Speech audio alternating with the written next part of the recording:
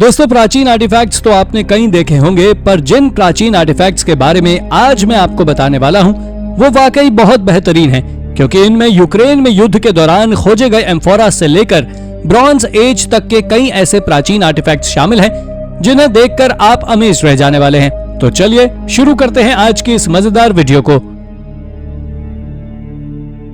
Number 10।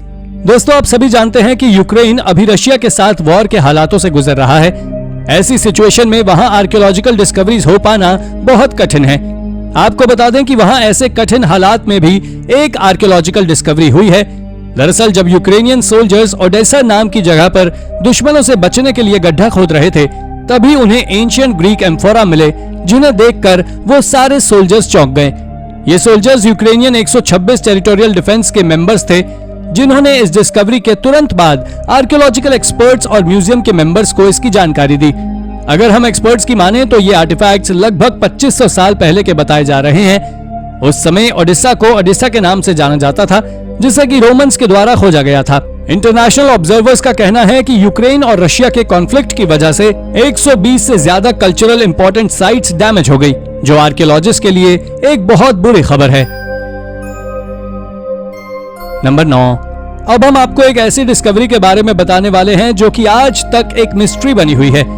दरअसल ये discovery south west United state of America की टस्कन सिटी में एक फार्मर के द्वारा नवंबर 2016 में की गई थी।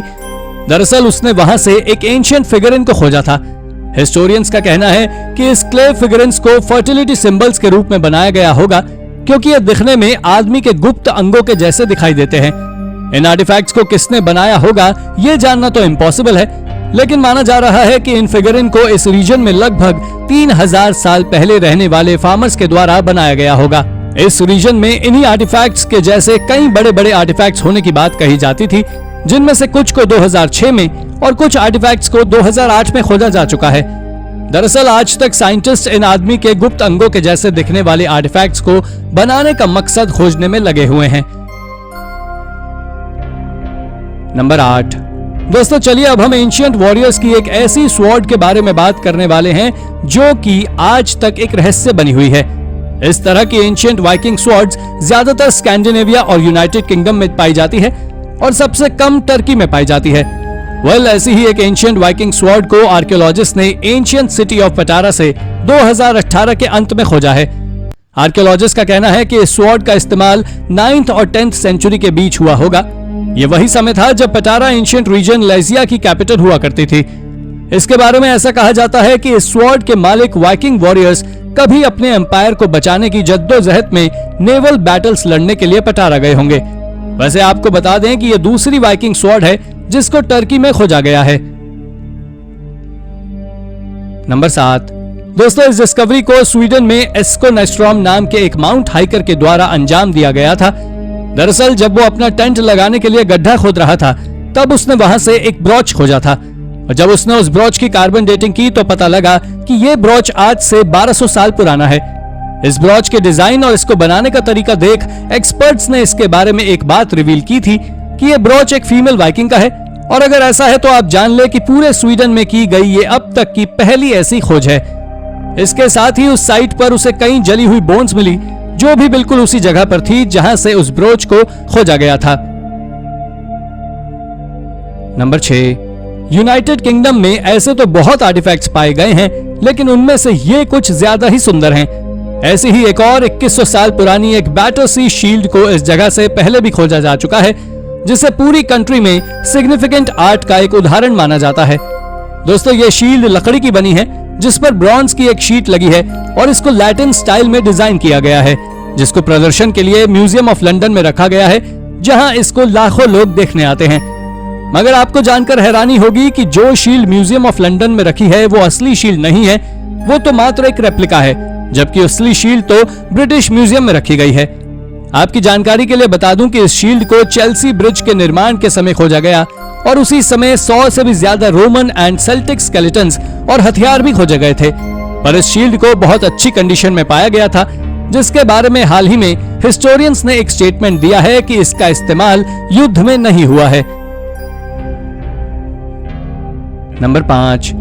दोस्तों अब हम आपको एक ऐसे स्कल्पचर के बारे में बताने वाले हैं जिसके बारे में सुनकर आप चौंक जाएंगे।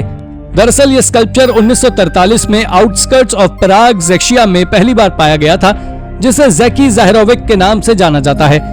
अगर हम इस स्कल्पचर के सिर को ध्यान से देखें तो ये बिल्कुल बैटरसी शील्ड के जैसे लैटिन स्टाइल में बना हुआ लगता है और ये दोनों आर्टिफैक्ट्स लगभग सेम एज के ही हैं और ये पूरे यूरोप में आयरन एज के आर्ट वर्क का एक शानदार एग्जाम्पल है। आपको बता दें कि यह हेड लाइमस्टोन से बनाया गया था और यह 5 हिस्सों में टूटा हुआ पाया गया था और बाद में इसे जोड़ा गया। अगर आप इस हेड को ध्यान से देखें तो यह हेड थोड़ा अजीब सा दिखाई देता है। इसमें मुस्टैच है और उल्लू की तरह इसकी आंखें भी हैं, कान कमल के फूल जैसे हैं और इसके बाल घुंघराले हैं। वैसे आप इस स्कल्पचर के बारे में क्या सोचते हैं? क्या ये किसी असली आदमी का है या ये मात्र एक इमेजिनरी स्कल्पचर है? हमें कमेंट करके जरूर बताएं। नंबर 4, दोस्तों क्या आप जानते हैं कि 1981 में फ्रांस की एक केव में एक आयरन कैप को खोजा गया था और इसे फ्रांस की सेल्टिक आर्ट का एक मास्टरपीस माना जाता है, जिसे अग्री हेलमेट के नाम से जाना जाता है। आपको बता दें कि इसके सरफेस को आयरन से बहुत केयरफुली कवर किया गया है और इसमें ब्रॉन्ज के बैंड्स का भी इस्तेमाल देखने को मिलता है और तो और डेकोरेशन के लिए प्योर गोल्ड का उपयोग भी किया गया है। इसके साथ ही इसके कोरल को भी सिल्वर से बनाया गया है। अगर हम आर्कियोलॉजिस्ट और हिस्टोरियंस की माने तो ये लगभग 2370 साल पुरानी बताई गई है, जिसे कि आज हम म्यूजियम में देख सकते हैं। जब इस हेलमेट को पहली बार तब डिस्कवर किया गया था तो ये टुकड़ों में मिला था, बाद में इसे जोड़ा गया और फिर इसे रिकंस्ट्रक्ट किया गया। कई हिस्टोरियंस इस हेलमेट को प्री रोमन के समय का भी बताते हैं। नंबर 3, दोस्तों अब हम आपको एक और ऐसे हेलमेट के बारे में बताने वाले हैं जिसे सेल्टिक आर्ट के साथ बनाया गया था। इस हेलमेट का नाम वाटरलू हेलमेट है, क्योंकि यह हेलमेट इंग्लैंड के लंदन में थेम्स रिवर में वाटरलू ब्रिज से साल 1868 में डिस्कवर किया गया था।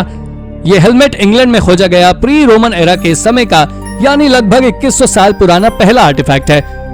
आपको बता दें कि यह हॉर्न्ड हेलमेट ब्रॉन्ज की बहुत मोटी शीट से बनाया गया था, जिसके बारे में एक्सपर्ट्स का मानना है कि इन्हें बैटल्स में पहनने के लिए बनाया गया होगा, लेकिन यह बहुत इम्प्रैक्टिकल लगता है क्योंकि इस हेलमेट का सर बहुत छोटा है जो कि किसी छोटे बच्चे को ही पहनाया जा सकता है। पर कई आर्कियोलॉजिस्ट का मानना है कि इस हेलमेट को सेल्टिक गॉड्स की वुडन स्टैचू को पहनाया जाता था। आपको जानकर आश्चर्य होगा कि अब तक इंग्लैंड में कुल 3 ही आयरन एज के हेलमेट पाए गए हैं, जबकि ये हॉर्न्ड हेलमेट पूरे यूरोप का एकमात्र हेलमेट है।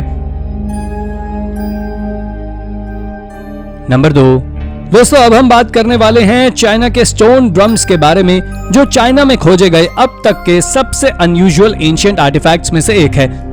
अब तक ऐसे कुल 10 स्टोन ड्रम्स को खोजा जा चुका है, जिनके ऊपर कई तरह के इंस्क्रिप्शंस मौजूद हैं और जब इनकी कार्बन डेटिंग की गई तो आर्कियोलॉजिस्ट ने पाया कि ये स्टोन ड्रम्स आज से करीब 2500 साल से भी ज्यादा पुराने हैं, जो चाइना में मिला अब तक का सबसे पुराना स्टोन इंस्क्रिप्शन है। अगर अब आप सोच रहे हैं कि आखिर उन इंस्क्रिप्शंस में क्या लिखा हुआ है, तो रुकिए जरा हम आपको ये भी बताते हैं। दरअसल ये इंस्क्रिप्शंस पोएटिक स्टाइल्स में लिखे हुए हैं, जिसमें रॉयल फिशिंग और हंटिंग ट्रिप्स को डिस्क्राइब किया गया है। दोस्तों इन स्टोन ड्रम्स के बारे में चाइना के रिटन रिकॉर्ड्स में कहीं पर भी जानकारी नहीं है कि इन्हें किसने कार्व किया था और कब किया था, और शायद इसी कारण से ये आर्टिफैक्ट्स आज हमारी वीडियो में शामिल हैं। नंबर 1, ये आर्टिफैक्ट भी एक एट्रुस्कैन डिस्कवरी है, जो कुछ और नहीं बल्कि मोंटिलियन चैरियट है। दरअसल ये मोंटिलियन चैरियट वर्ल्ड हिस्ट्री में की गई अब तक की सबसे बड़ी आर्कियोलॉजिकल डिस्कवरी है, क्योंकि ये चैरियट 530 बीसी के समय का है। आपकी जानकारी के लिए मैं बता दूं कि इस चैरियट को साल 1902 में मोंटिलियन डी सिप्लाटो नाम में एक इटालियन टाउन में खोजा गया था, जो आज के समय न्यूयॉर्क सिटी के सबसे पॉपुलर म्यूजियम यानी कि मेट्रोपॉलिटन म्यूजियम में रखा गया है। आप जान लें कि अब तक 100 से भी ज्यादा एट्रुस्कैन चैरियट को खोजा जा चुका है, जिसमें से 6 चैरियट्स के पूरे पार्ट्स मिले हैं, लेकिन ये मोंटिलियन चैरियट अब तक का सबसे अच्छी तरह से प्रिजर्व चैरियट है।